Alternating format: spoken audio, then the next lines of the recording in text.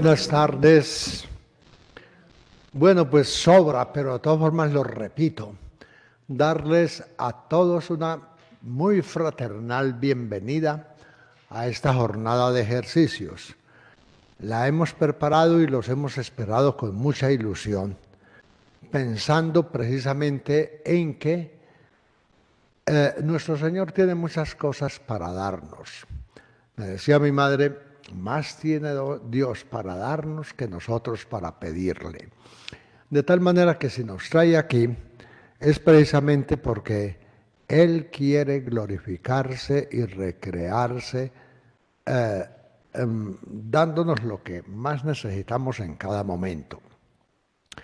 Así que muy bienvenidos todos y al mismo tiempo una cordial felicitación por darse esta oportunidad.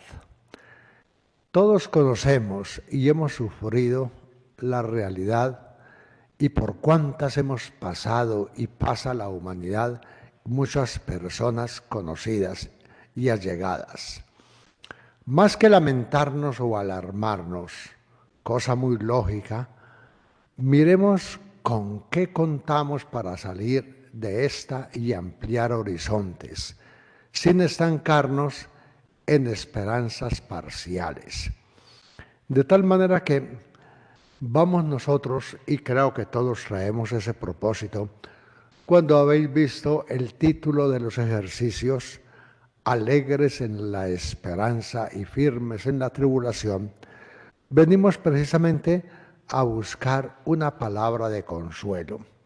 Y al mismo tiempo que nosotros recibimos esa palabra de consuelo, también queremos llevar una palabra de consuelo a los afligidos que esperan de un creyente, por lo menos que también en estas situaciones límites mutuamente compartamos las razones que tenemos para esperar.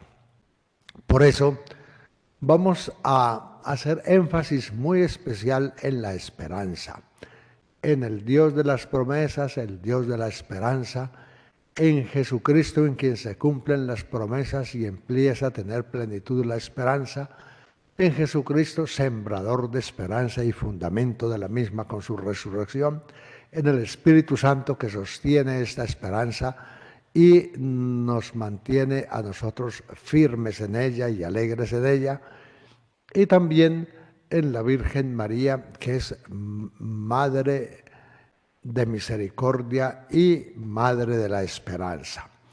Pues bien, con todo este panorama y al mismo tiempo con este saludo de bienvenida, voy a invitarles a que sigamos una pequeña oración muy buena que tiene Pablo en Efesios 3, 14, 21. Efesios 3, 14, 21. Si tienen sus Biblias a la mano, pueden seguirla conmigo, porque es una oración muy bonita y yo siempre la utilizo al empezar los ejercicios.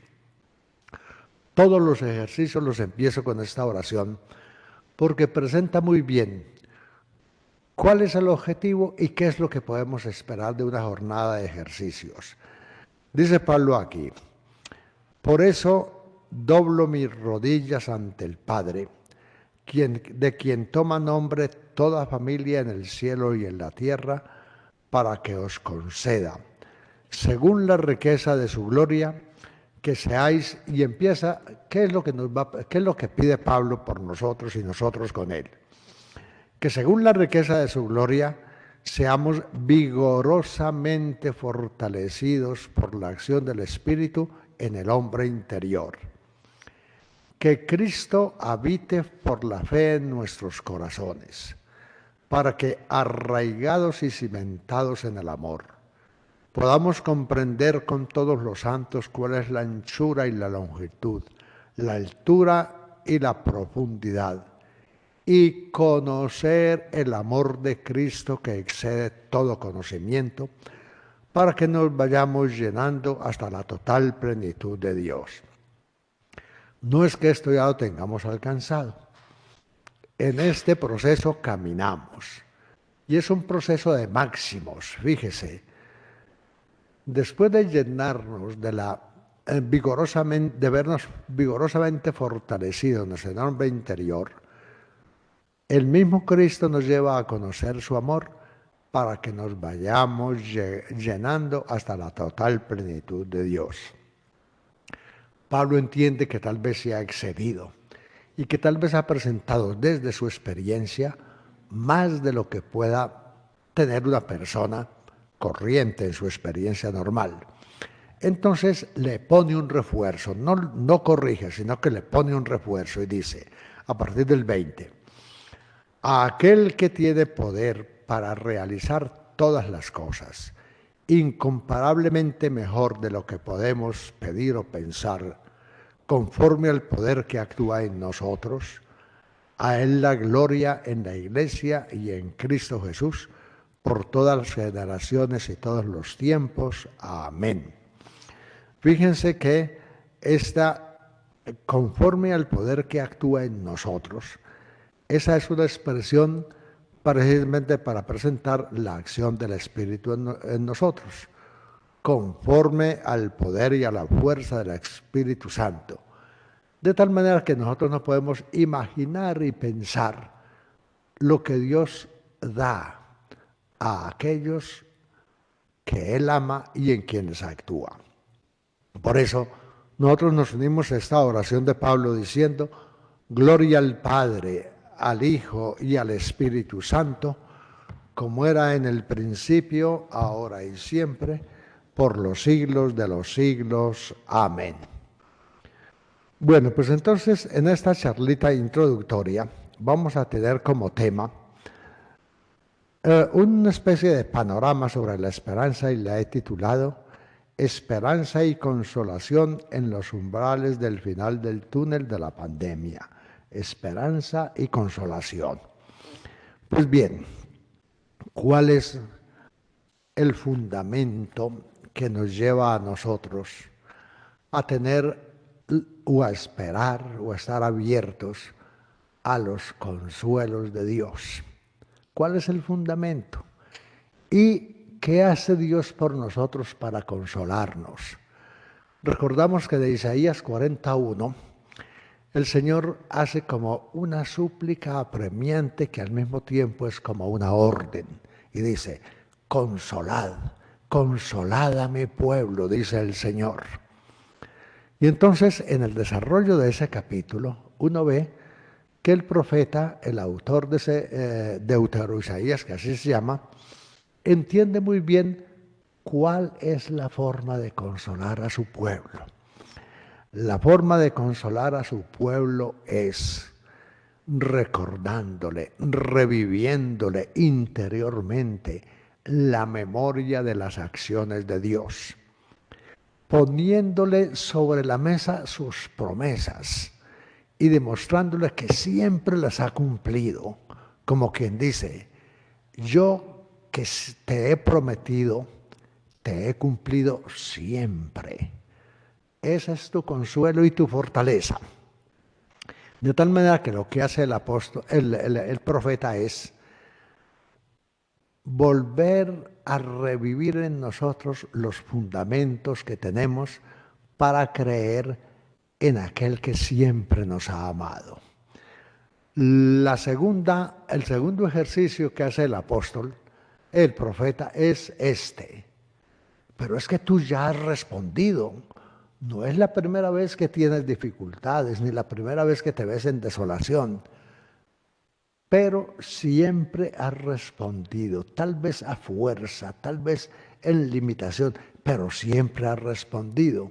Entonces, como quien dice, consulta tu memoria interior y mira, el Señor siempre te ha consolado y tú siempre le has respondido.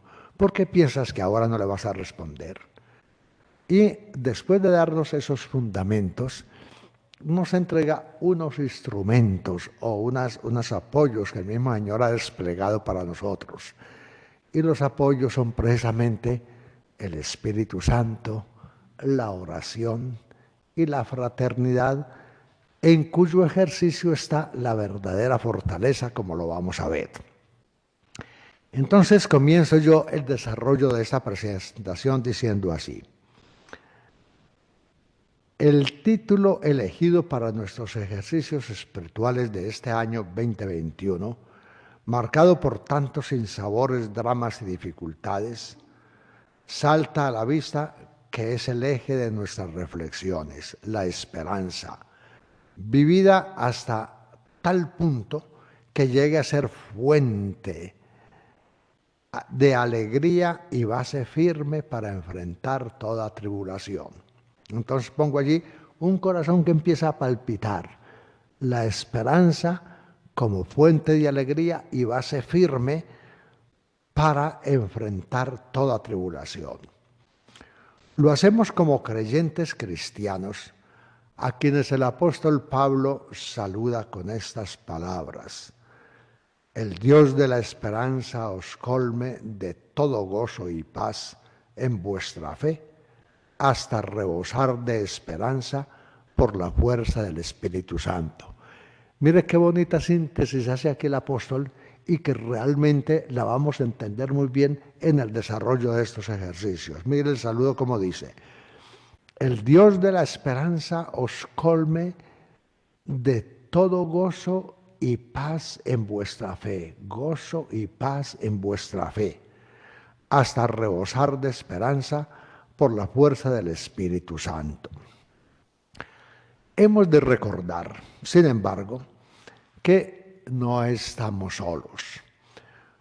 No podemos olvidar que nada de lo que hacemos lo hacemos en soledad, aislamiento o indiferencia. Entre todos los creyentes se da como una fuerza de comunión secreta e invisible, de tal manera que si uno sufre, todos sufrimos con él. Y si alguno celebra y se alegra, todos nos alegramos con él y celebramos con él. ¿Cuál es esa fuerza secreta que siempre ha existido y nunca ha desaparecido? Es precisamente la comunión de los santos. Esa fuerza interior que llevamos todos precisamente en el corpus, en el cuerpo de Cristo, que nos mantiene unidos. Entonces, ¿qué les digo? Estos días de ejercicios, que cada uno de nosotros se regala a sí mismo, es regalo también para cada uno de nuestros familiares y de aquellas personas cuyas situaciones conocemos. Por eso, aunque decimos que los ejercicios son tiempo para desconectar, no podemos olvidar a los más necesitados de esperanza, las víctimas de tantos males y no solo de la pandemia. Así pues, nunca entramos solos ni a ejercicios espirituales, ni a la oración, ni a la misa.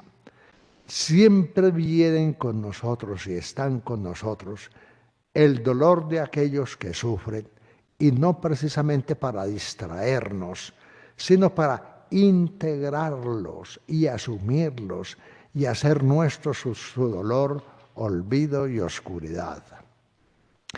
De tal manera que en cristiano la caridad fraterna, la solidaridad fraterna, la caridad de unos con otros, así sea a distancia, es también motivo de fuerza y gozo en el Espíritu Santo.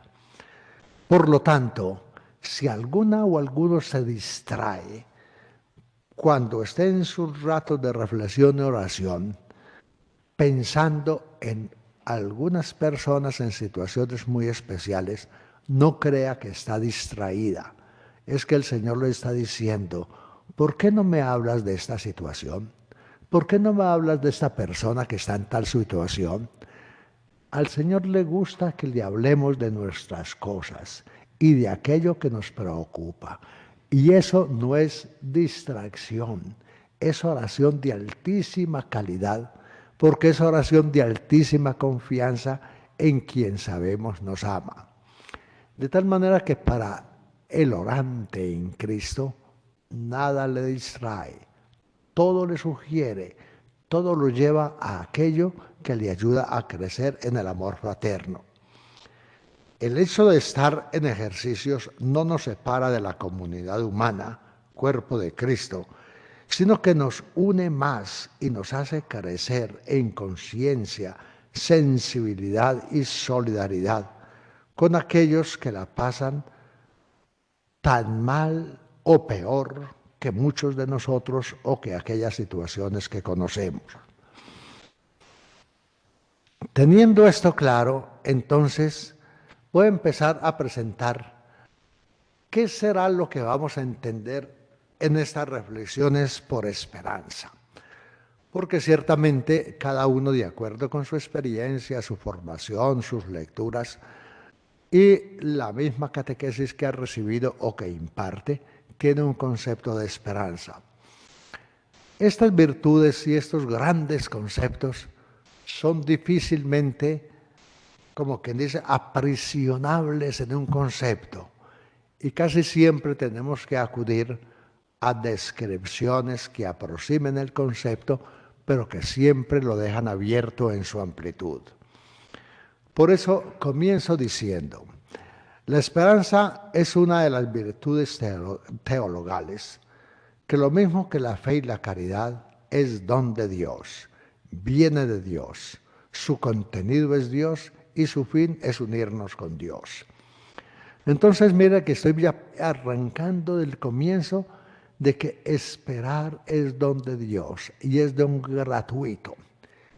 Y si afanamos en este momento podemos decir, precisamente la esperanza es Dios mismo, infundido en nuestros corazones como nuestro tesoro, como nuestro anhelo más profundo, como la meta de todas nuestras búsquedas.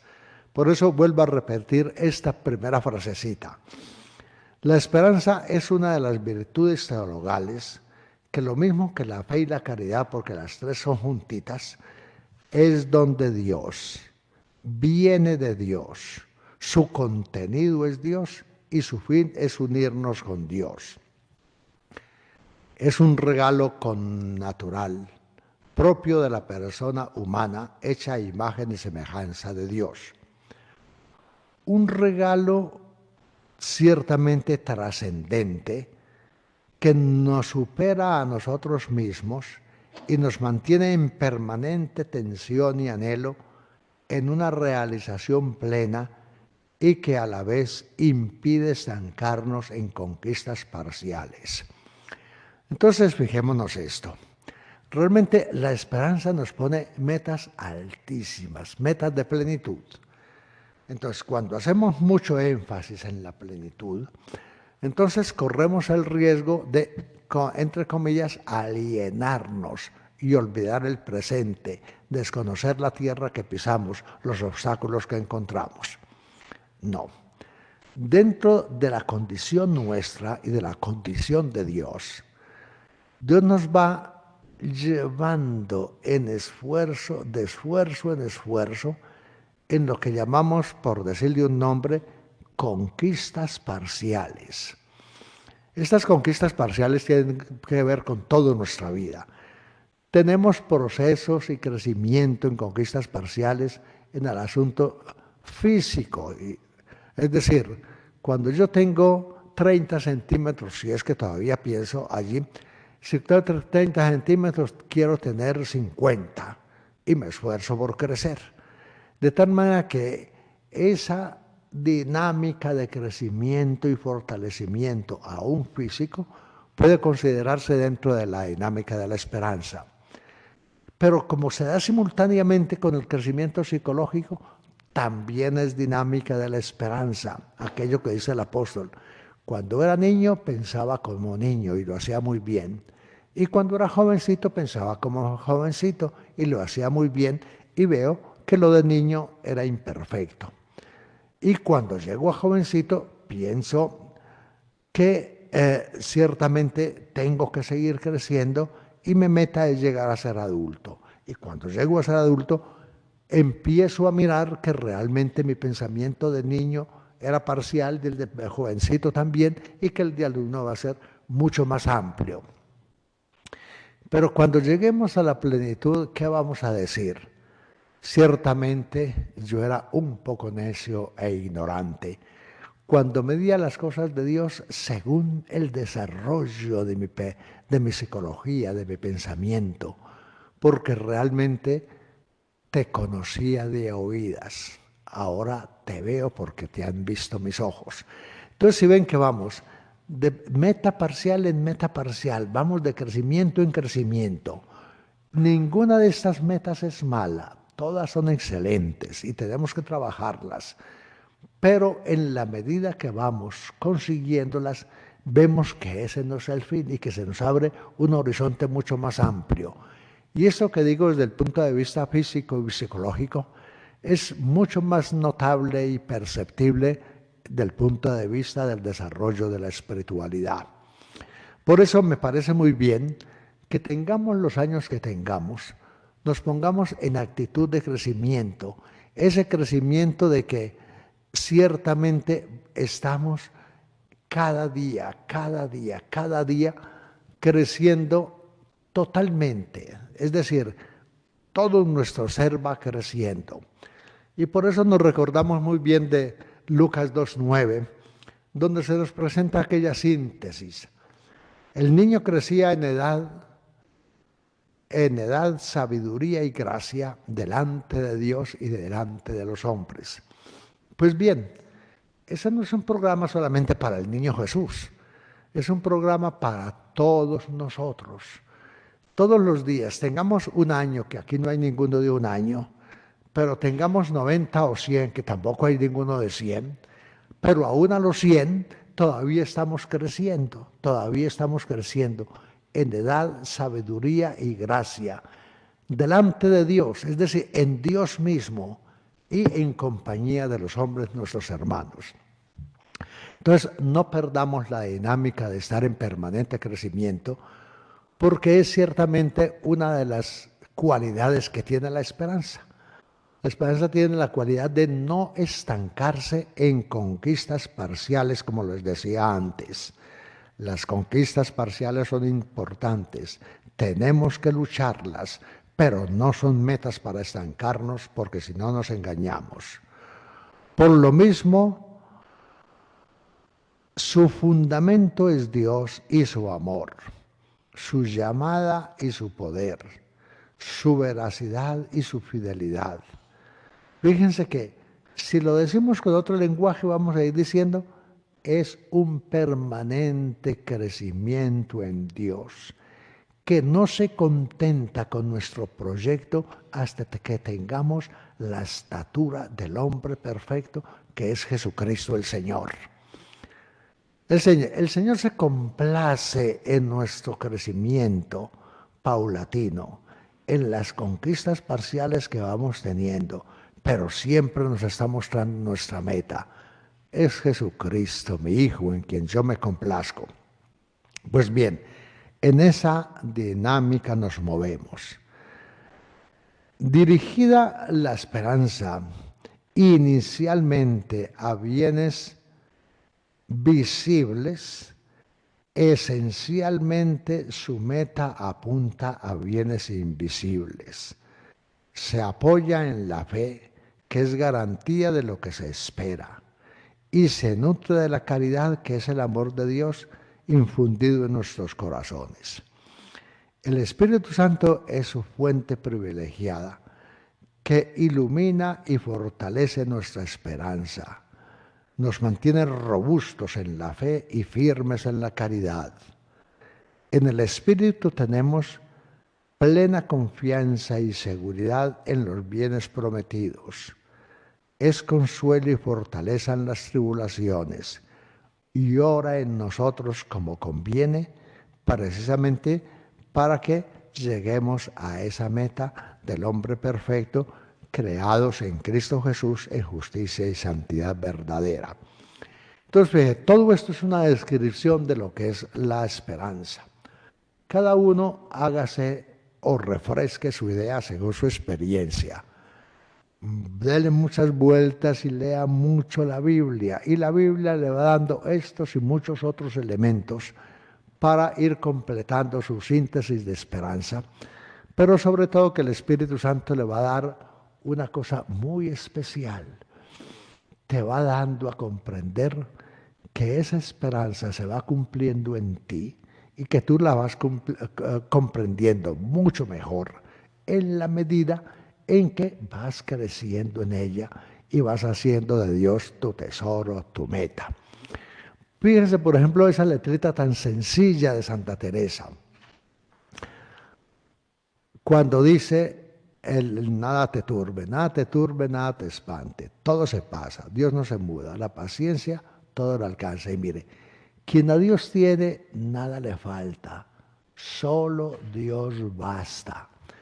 Pero esto tenemos que irlo descubriendo nosotros en la medida en que nos vamos saciando, vamos siendo saciados por Dios de su presencia. Decir, quien a Dios tiene nada le falta, solo Dios basta, suena a eslogan. Pero si digo, yo tengo bien entendido que aunque mi imagen y experiencia de Dios puede ser un tanto sutil, tenue o medio tergiversada, cada vez que saboreo mejor esta presencia de Dios en mi vida, le voy gustando más y me voy sintiendo mucho más pleno en lo que es Él y hace en mí. Por eso puedo decir, solo Dios me basta, no necesito más cosas.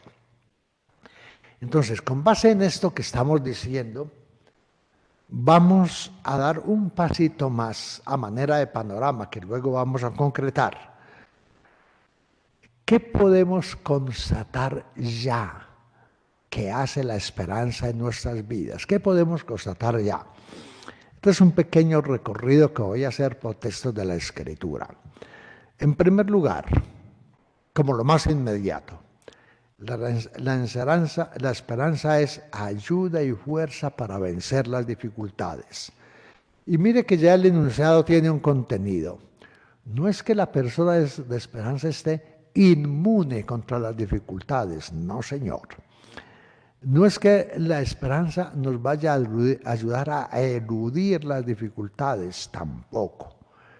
No es que nos vaya a evitar luchar contra las dificultades, no, señor.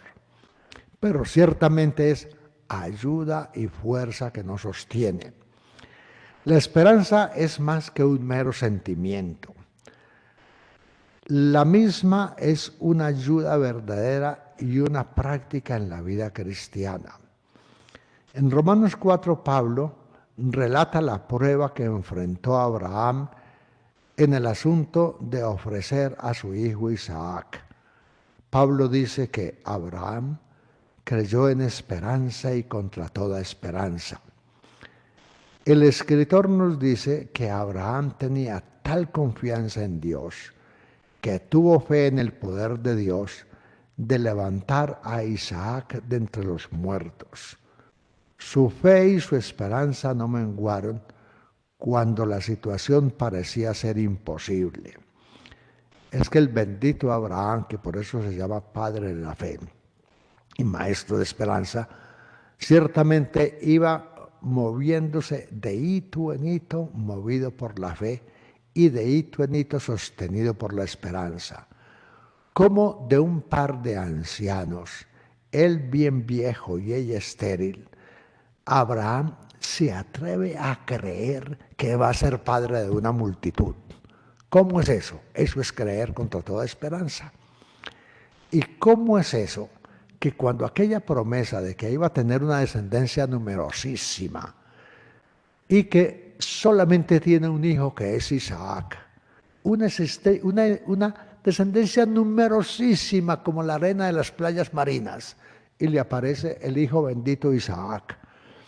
Se aferra de tal manera a Isaac, el bendito Abraham, que parece que se olvida de Dios y está confundiendo el don con el autor de los dones.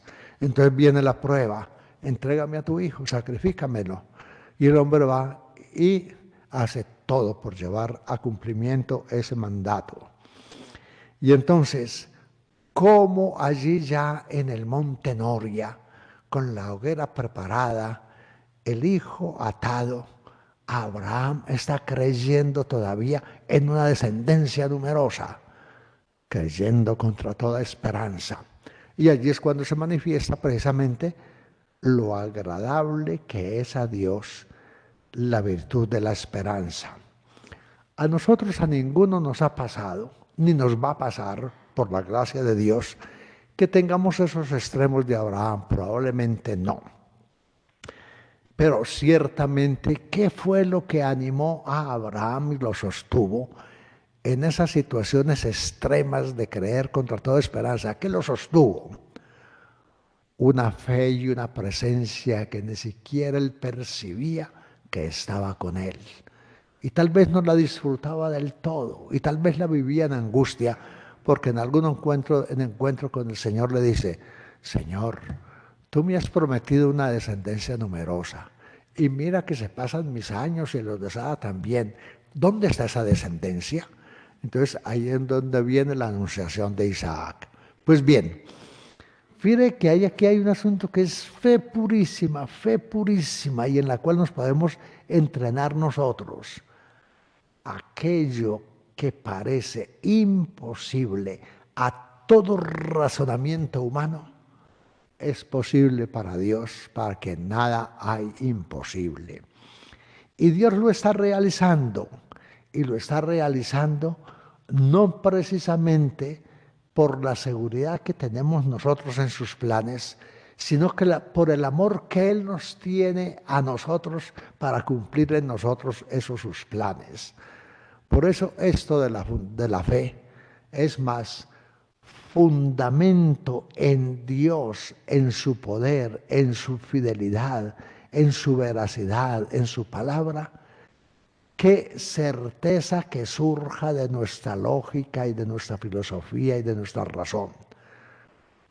Dios es como un plus, nos ha dado toda la razón, y ciertamente, como bien dice San Juan de la Cruz, la razón y la voluntad son los dos mozos de ciego por donde el Señor nos guía. Son como los rieles de este gran tren que vamos llevando. Pero esta razón y esta percepción nuestra son totalmente superados por el amor de Dios, que, como decíamos en la oración inicial, supera todo conocimiento. A ninguno de nosotros, como muy bien dice el apóstol por Corintios, se nos va a pedir más de lo que podemos. Dice, y lo toma después Santa Teresa en una situación extrema, cuando dice: fiel es Dios para no poner pruebas superiores a nuestras fuerzas. Fiel es Dios para no poner pruebas superiores a nuestras fuerzas. Pero también dice: nos quiere tanto y nos valora tanto que no nos ahorra ninguna prueba en la cual nosotros podamos responder. Entonces, lo uno se junta con lo otro. Bueno, pues bien, entonces esta esperanza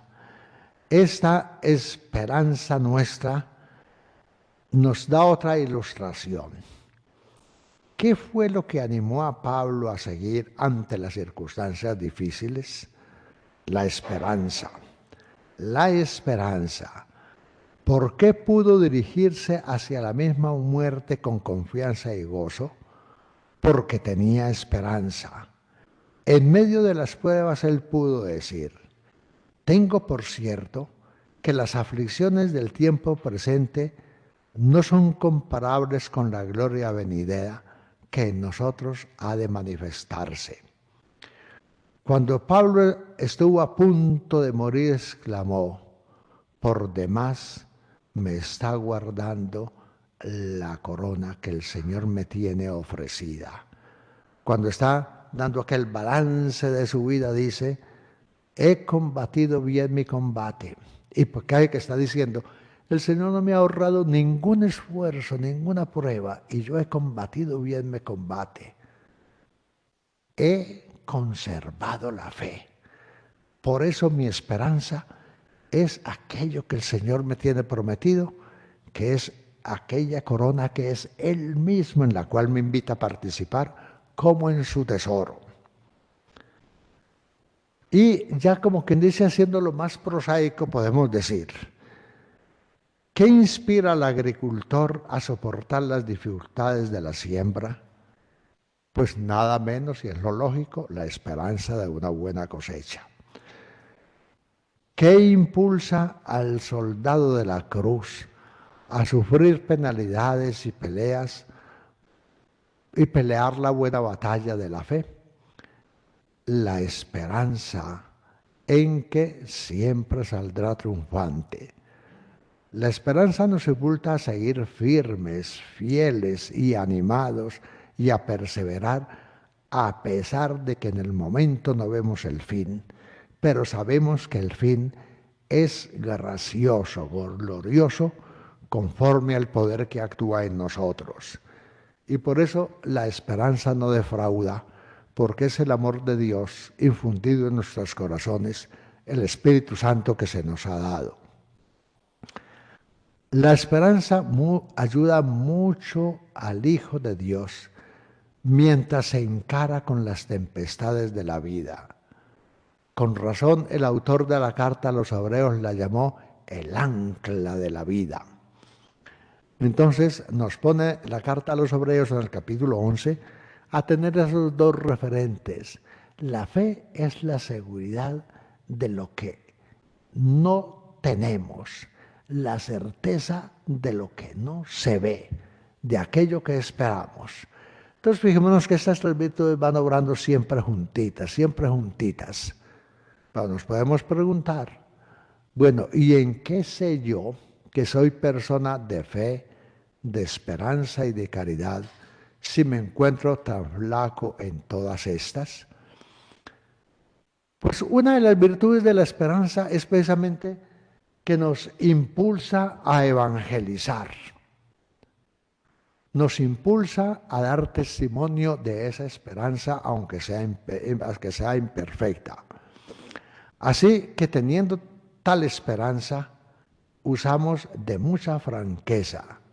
No me avergüenzo del Evangelio, porque es poder de Dios para la salvación.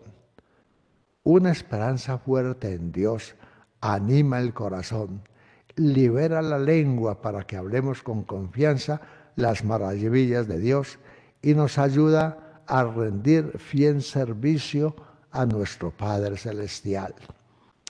Entonces, es una cosa muy simpática y Santa Teresa da bien testimonio de ello en el capítulo 19 del Camino de Perfección. Muchas veces sintiendo nosotros flacos, débiles en esperanza, fe y caridad, nos vienen unos retos en los cuales tenemos que sacar lo mejor de nosotros mismos y naturalmente que lo que sale es la fe y la esperanza y la caridad que vivimos. Y nosotros mismos nos extrañamos. ¿Cómo pude yo asumir esto? ¿Cómo he podido yo responder de esta manera? Y entonces la Santa parece decirnos, porque es que tú en tu interior tienes mucho más de lo que piensas o de lo que sientes. En tu interior tienes mucha potencia acumulada, porque aquel que está en tu interior no te va a dejar solo en ninguna oportunidad que tengas de anunciar su nombre. Entonces, si nos impulsa a evangelizar, nos impulsa precisamente a anunciar con nuestra respuesta de fe a los diversos desafíos que nos vienen, cuál es la esperanza que nos anima. De tal manera que anunciamos la esperanza más con actos de esperanza, con actitudes de esperanza, que con discursos sobre la esperanza. Pero al mismo tiempo este se complementa con otro puntito que es muy importante. La esperanza nos impulsa a promulgar, a presentar, a gloriarnos de la unidad entre todos los creyentes. El que viaja a cierto lugar disfruta del compañerismo de los demás viajeros que van con él al mismo lugar. De la misma manera, los viajeros que viajan a la Nueva Jerusalén a disfrutar de la unión con Dios, disfrutan el compañerismo y unidad de los demás que se dirigen al mismo lugar, a la misma meta, porque los anima una misma esperanza. Por eso aquí en Efesios 4, que es el texto al que ha hecho muchas alusiones, dice, el apóstol Pablo dice, un cuerpo, un espíritu, como fuisteis también llamados a una misma esperanza de vuestra vocación. Entonces, aunque muchas veces cada uno camine que pareciera que va como calladito por su lado, ciertamente en cualquier momento y en todo momento estamos todos animados por la misma esperanza y ahí tenemos un palpitar común. La misma meta nos guía, el mismo tesoro llevamos, la misma fuerza interior nos impulsa. Somos comunidad de fieles, precisamente inhabitados por Dios y conducidos por la fe, la esperanza y la caridad. Pues bien, una esperanza que es fortaleza en las dificultades, que nos impulsa a dar testimonio de lo que estamos viviendo interiormente, que nos hace poner de manifiesta la comunión que nos une, necesariamente trae gozo y alegría. ¿Cuál fue el testimonio del apóstol Pablo? El apóstol mismo nos responde diciendo, pues tengo por cierto que las aflicciones del tiempo presente no son comparables con la gloria venidera que en nosotros ha de manifestarse. Por otra parte se recuerda, Cristo dijo a sus discípulos, gozaos y alegraos, porque vuestro galardón es grande en los cielos, hablando precisamente en el discurso de las bienaventuranzas, en las persecuciones. Solo esta esperanza viva puede darnos el verdadero gozo y alegría. Por Filipenses 4:4 dice el Señor, regocijaos siempre en el Señor. Otra vez os digo, regocijaos, el Señor está cerca. Entonces, fíjense que el fundamento de nuestro gozo y nuestra alegría no es nada artificial, nada que nosotros nos inventemos. Es una realidad muy honda que compartimos y es precisamente la cercanía del Señor. Por eso por el Evangelio de Juan nos dice muy bien el Señor que ciertamente la alegría que Él nos da no es la alegría del mundo, sino que es la alegría de su cercanía, de sentirnos unidos a Él. Miren con cuánta oportunidad y gusto lo dice el Papa San Pablo VI, dice, conservad pues la verdadera alegría, esa que viene no de conquistas parciales transitorias, sino ante todo de sentirnos unidos a Cristo, que es precisamente el que inicia y fundamenta nuestra fe. Esa es la que nos sostiene, dice el Papa, aunque muchas veces tengamos que sembrar en medio de lágrimas. Pues bien, pero aún en medio de lágrimas, la esperanza trae gozo y alegría, regocijo al interior, a nuestro interior, y nos impide no fallarnos a nosotros mismos. Por eso el Papa Francisco nos dice, yo creo que más de 1000 veces ha dicho en sus discursos, que nadie nos robe la esperanza. Tenemos muchas pruebas, muchas amenazas, muchas dificultades. Dice, no nos dejemos robar la esperanza. Es decir, no nos dejemos robar el fundamento en Dios, que es nuestro tesoro. ¿Y qué es dejarnos robar la esperanza? Es dejar el fundamento que tenemos en Cristo, ponerlo en duda, disiparlo para ponerlo en cosas parciales que se nos ofrecen y que nos ofrecen mucha dicha y mucho confort, como son todas las ofensivas mundiales que tenemos en la famosa propuesta del estado del bienestar.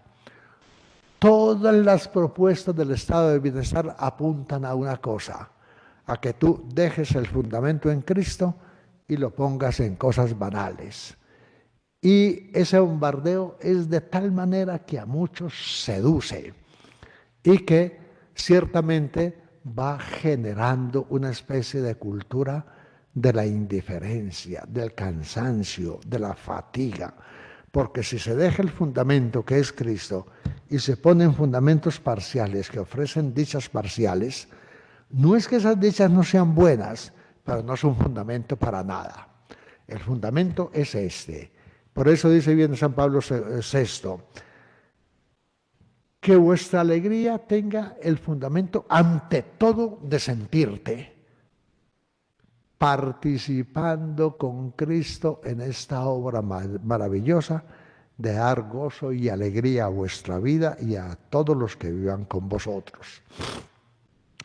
Pero la Biblia no es ingenua en esto. Sabe que los procesos largos muchas veces resultan cansados, que nos fatigan, y por eso nos pone otra virtud que luego vamos a ver muy desarrolladita en Santa Teresa, que es la de la paciencia. Esperanza, fortaleza y paciencia andan juntas, muy juntas. Entonces el apóstol Pablo en Romanos nos dice, pero si esperamos lo que no vemos, con paciencia lo aguardamos. Nos hemos fijado que cuando la gente se pone impaciente, un grupo o una sociedad la embarga la impaciencia, la desesperación, se mengua la esperanza. La esperanza y la paciencia son inseparables. Mientras más esperanza tengamos, más fuertes seremos en la paciencia. De tal manera que la paciencia es una forma del Señor de fortalecer nuestra esperanza. Nos hace pacientes, pero no nos hace pasivos. Nos hace pacientes, pero nos hace fuertes en la paciencia. Nos hace pacientes porque a través de la paciencia ilumina aquello que esperamos y no nos deja que nos lo obnubile ninguna dificultad presente ni ninguna distancia larga. Y por eso esta paciencia, como bien decía Santa Teresita, aunque muchas veces no tengo el consuelo de la fe, yo me ejercito al menos en las obras de la fe. Entonces, cuando tenemos estas situaciones crudas en que se nos oscurece la fe y la paciencia y la esperanza parece que se esfuma y la paciencia parece que se agota, entonces el ejercicio cristiano, la respuesta cristiana es ejercitarnos en las obras del amor. Ejercitarnos en las obras del amor, porque fíjense cómo funciona esto. Según el apóstol Pablo en Gálatas, es la fe actúa por la caridad. De tal manera que la esperanza también se manifiesta en el ejercicio de la caridad. Y entonces muchas veces hacemos obras de amor sin tener ningún gusto, ningún estímulo, y sin embargo, aunque nos cueste horrores, hacemos esas obras del amor. Precisamente eso es esperanza obrando en nosotros. La fe estimula a llevar una vida pura y noble. La esperanza del cristiano se basa en la pureza, la hermosura, la esplendidez y la gloria de la vida que se nos propone. Por lo tanto, la misma nos ayuda a seguir las cosas nobles y puras. Y todo aquel que tiene esta esperanza, dice el apóstol Juan en la primera carta, y todo aquel que tiene esta esperanza en él, se purifica a sí mismo, así como él es puro, y lleva una vida pura en el amor. Pedro, apóstol, después de resaltar las cosas que ciertamente acontecerán en el futuro, dice, por la cual, amados hermanos, estando en espera de estas cosas, procurad con diligencia ser hallados por Él sin mancha e irrepresibles en la paz, en comunión unos con otros. La esperanza que tenemos nos ayuda a mantener nuestra mirada puesta en Dios, ese que tenemos en nuestro interior, y que nuestras obras manifiesten, den razón de quién está en nuestro interior, y que estas obras, sean pequeñas o grandes, siempre estén en la dinámica del amor, que es precisamente la que verdaderamente expresa que somos personas de esperanza. Estamos a la expectativa de que algún día nuestra esperanza llegue a ser una gloriosa realidad y que esa gloriosa realidad se cumpla cuando se cumpla aquella expresión que vamos después a presentar en una charla mucho más larga, que dice el apóstol Juan: cuando le veamos tal cual es y seamos semejantes a Él. Esa es la meta de nuestra esperanza, es la meta de nuestro obrar, es la meta de creer contra toda esperanza, esperar contra toda esperanza, de tal manera que en este camino vamos. Y por eso termino con este otro saludo del apóstol Pablo a Tesalonicenses. Y el mismo Dios de paz os santifique por completo, y todo vuestro ser, alma, cuerpo y espíritu, sea guardado sin reproche hasta la venida de nuestro Señor Jesucristo. El Dios de la paz esté siempre con vosotros, dice por Tesalonicenses, 1 Tesalonicenses 5:23. Y eso es lo que yo os deseo, que estos ejercicios sean verdaderamente una jornada de mucha paz, pero una paz que no es ilusión, ni artificio, ni huida, ni fuga, sino que es la que proviene ante todo del gozo de sentirnos cimentados en la persona de Jesucristo el Señor. Gloria al Padre, al Hijo y al Espíritu Santo. Ay, sí. Bueno, para concluir les voy a dar unas pequeñas indicaciones prácticas y el Padre Javier, que está aquí, si se me olvida alguna, nos la recuerda.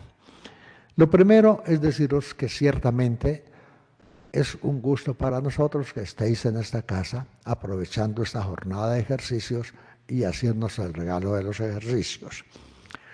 Lo segundo, con respecto a los apoyos, habéis visto que no he preparado ninguna proyección y que no tengo ninguna para la semana, porque prefiero una concentracioncita muy especial de todos vosotros en esta semana en la palabra de Dios. Que nada nos distraiga de la palabra de Dios. Por eso, en vuestras habitaciones tenéis Biblias. También en la biblioteca hay Biblias. Pero tenemos un gran regalo. En estas aplicaciones que tenemos en nuestros móviles, podemos ciertamente descargarnos la versión de la Biblia que más nos agrada leer y que en este momento tal vez la más común y la cual yo voy citando es la Biblia de Jerusalén. Entonces, para ese apoyo y centración en la Biblia, recomiendo o bien elegir una obra de la Escritura para irla leyendo continuamente, hacer lección continua a lo largo de la semana. Ordinariamente yo recomiendo o la primera carta de Juan o la carta a los Romanos. Tal vez la carta a los Romanos es mucho más larga y tiene dos partes. Una que es la presentación que llaman dogmática y otra que es la que llaman la parte exhortativa. Pero de todas formas no hace falta leer todos los capítulos, sino ir leyendo, viendo los títulos y en la medida que nos vamos identificando, parándonos. Porque no se trata de tragar textos bíblicos, sino de asimilar textos bíblicos. Y por eso les digo, pónganse como tarea Dice, hombre, hace mucho tiempo que he oído, o yo no sé de qué se trata cuando hablan tanto de Job. Voy a ilustrarme en Job, o en Tobías, otro libro preciosísimo, o en la gran, en la maravilla de la que hablan todos los místicos, el cantar de los cantares. ¿Qué es eso? Entonces, si alguno tiene curiosidad, métase con alguno de esos libros. Pero yo le recomiendo, básica y fundamentalmente, primera carta de Juan o, o capítulo octavo de la carta a los romanos, por decir cosa, aunque luego les voy a insistir en otros capítulos. Luego, de lo que vaya yo diciendo aquí, que unas veces lo fundamento en un capítulo y otras veces lo fundamento en otro, si algo le llama la atención, tómele nota a ese capítulo, pregunte cuál capítulo es, para que salga de su charla y vaya a él, a ver qué sustancia le saca. De tal manera que en esta semana el texto fundamental y el apoyo fundamental van a ser dos: el texto bíblico y el Espíritu Santo que lo lee con nosotros. De tal manera que el 50% de la inspiración está en el texto bíblico y el otro 50% está en lo que el Espíritu Santo nos mueve a entender y comprender de ese texto que vamos a orar. ¿Vale? ¿Me aclaro con eso? Biblia y Espíritu Santo. Muy bien. Luego, para esta lectura de la Biblia y para estos ejercicios, hemos de apoyarnos en un ambiente general de silencio. Ahí en los carteles de anuncia les decimos, vamos a hacer en silencio el desayuno y la comida. Y en la cena vamos a compartir. De tal manera que, como dicen, ni calvo ni con dos pelucas. O sea, que no hablemos nada, no, todo lo necesario se puede hablar, pero mutuamente nos regalamos, nos hacemos el obsequio, decir, yo te estoy apoyando con mi silencio. Y entonces en ese sentido, por lo menos silencio general en los claustros, en los lugares comunes, un silencio más bien general que nos ayude a sentirnos en lo que estamos. Tercero, tengamos, aunque yo estoy hablando sin mascarilla, tengamos un cuidado especial con el uso de la mascarilla. Es decir, siempre que estemos en estas reuniones conjuntas o que estemos en el comedor y nos pongamos de pie, mascarilla va. Es decir, yo no salgo a recoger un vaso, ni la fruta, ni el pan sin mascarilla. Me sirvo o recibo lo que me sirven con mascarilla, de tal manera que en esto no nos faltemos unos a otros. Tengamos presente, estamos en pandemia, sabemos lo que es capaz de hacer y no vamos a dañar ahora lo que hemos hecho con tanto esfuerzo y aún con tantos sufrimientos, aunque estemos vacunados. Complementario de eso, estamos renovando toda la dotación de gel. De tal manera que si alguno se exagera en gel, no perdemos nada. Pero si alguno no lo utiliza, a lo mejor lo lamentamos todos. Entonces, no reparemos, usemos gel. Pues cuando razonablemente sepamos que lo tenemos que utilizar. No necesariamente es, ay, llevo 2 horas sin ponerme gel, voy a ponerme. No. Cada uno sale, entra, juega, eso. Utilice su gel. Luego, precisamente por esa misma circunstancia, vamos a hacer, como quien dice, escalonada la entrada al comedor. De tal manera que, a ver, Javier, dinos cómo entramos al comedor. ¿Cómo? Vale, pero de todas formas les anuncio desde ahora. Mire, aunque se dice que la comida es a las 2 y el desayuno es a las 9 y la cena es a las 9, a todo el mundo no se le va a servir a las 9 ni a las 2. De tal manera que si empezamos a bajar desde un cuarto de hora antes, no todos juntos, sino Hombre, pensemos que si vamos a estar 30, 10 bajan, a esos 10 la atiendan, después otros 10, después otros 10. Entonces lo que llama una entrada escalonada. Vamos entrando escalonadamente al comedor y seguramente escalonadamente vamos a ir saliendo. Entonces apoyémonos también en eso. Y luego también tengamos bien presente que cada uno es responsable de sus propios ejercicios. De tal manera que si nos estamos haciendo un regalo es para aprovechar bien el regalo y no para caer en la flojera o en la rutina. De nosotros depende. Por eso tenemos ese instrumento tan bonito que es la palabra de Dios en cada momento. ¿Vale?